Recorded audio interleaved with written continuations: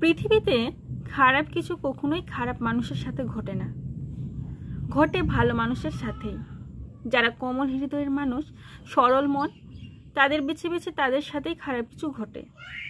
পৃথিবীর যত যন্ত্রণা, বঞ্চনা, দুঃখ, কষ্ট আর বেদনা সবই কেবল ভালো এবং নরম মনের মানুষগুলোর জীবনেই থাকে। হতাশা, একাকিত্ব আর নিঃসঙ্গতায় জীবন হয়ে ওঠে তাদের দুর্বিষহ। বারবার একইভাবে আঘাত পেতে পেতে বেঁচে থাকার ইচ্ছে তারা হারায়। যারা পৃথিবীতে সরল মনের মানুষ, আপন মানুষ হোক কিংবা পর, সবাই কেবল সবচেয়ে যে নরম স্বভাবের তাকেই বেছে নেয়।